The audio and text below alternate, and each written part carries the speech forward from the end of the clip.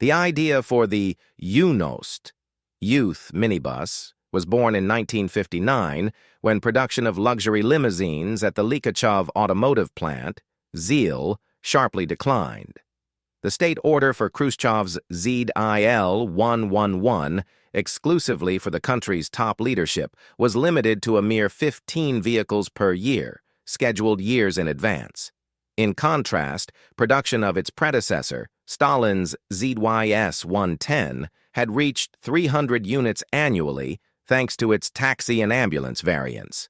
This downturn didn't bode well for ZiL's elite division of highly skilled craftsmen experienced in building high-end vehicles.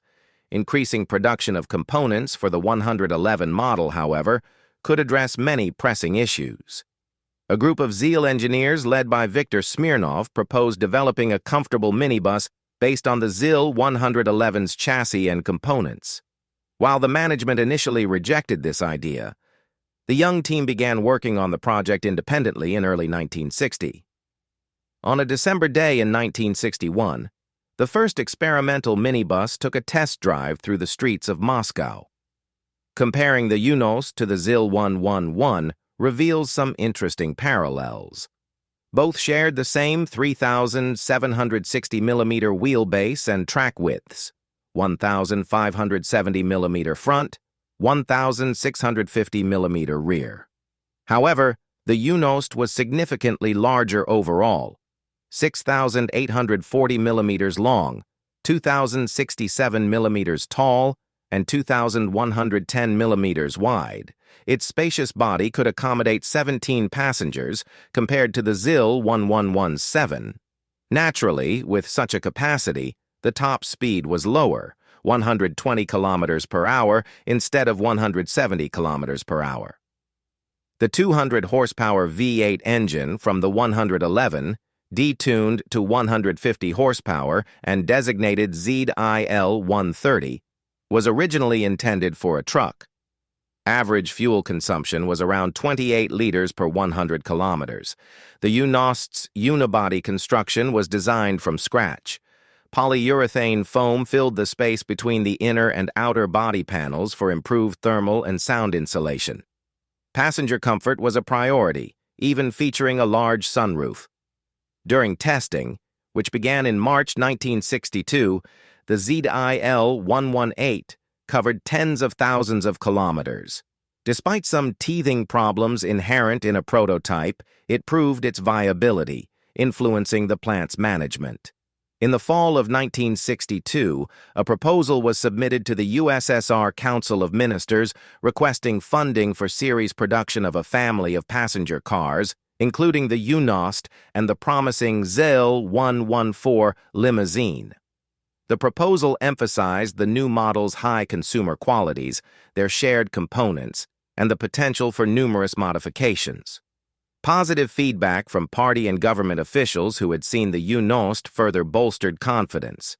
Production of over 1,000 units per year would be profitable, while meeting domestic and export demand, according to preliminary estimates, required up to 6,000 vehicles annually.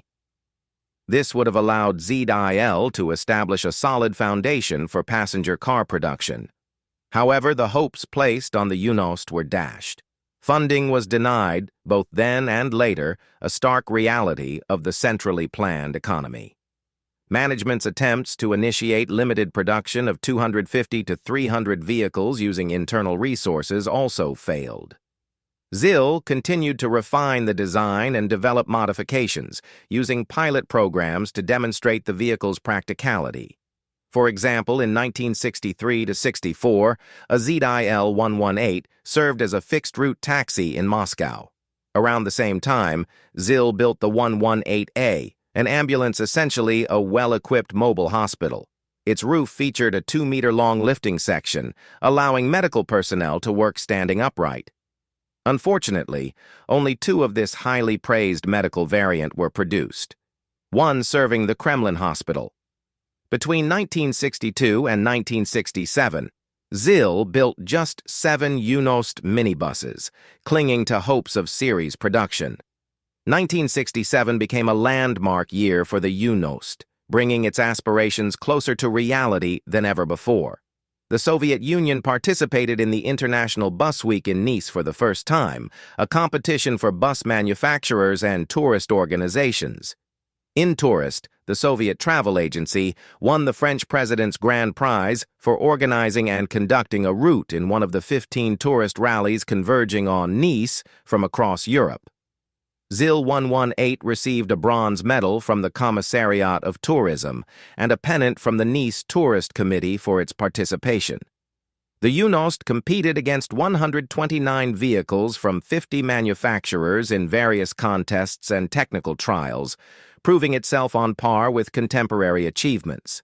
Its speed, low noise levels, and smooth ride earned it the organizing committee's Grand Prix. Along with other Soviet buses, the Yunost's body design received a silver medal from the French Federation of Bodywork. In total, the Yunost brought home 12 awards, an unprecedented achievement for a Soviet vehicle. Foreign companies expressed interest, but Auto Export, the Soviet Automobile Export Agency, could only shrug its shoulders when asked to supply large quantities. Only 7 hand-built units existed. Despite the Yunost's success and international recognition, series production funding remained elusive. Mass production of the minibus could have also lowered the cost of government limousines. It was possible, but was it desirable to anyone in power? Years passed, and the Yunost became obsolete, never having seen mass production. In 1970, it was modernized and designated ZiL-118K. For a time, it was also known as the ZiL-119, but production remained limited to single units. Between 1972 and 1974, production ceased entirely. Various modifications, some quite exotic, were built on the 118K platform. The Yunost even served as a nuclear briefcase carrier, back when the equipment wasn't as compact. The KGB equipped several units for electronic surveillance and counter-sabotage, including one with X-ray scanning and a reinforced container for bomb disposal. Starting in the early 1980s, ZiL received annual government orders for the Yunost, averaging 6 units per year for over a decade. Calls for mass production became increasingly rare. The last attempt to expand production, now the ZiL-3207, occurred in 1993 with 12 units built. However, the high price of 150 million rubles at the time left some unsold in 1995. From 1961 to 1994, a total of 93 minibuses were built. Despite the bleak outlook, ZiL engineers continued working on their beloved project until early 1995, creating 2 prototypes of the next-generation Yunost, the ZiL-32071. Sadly, this marked the end of the most award-winning Soviet bus's story.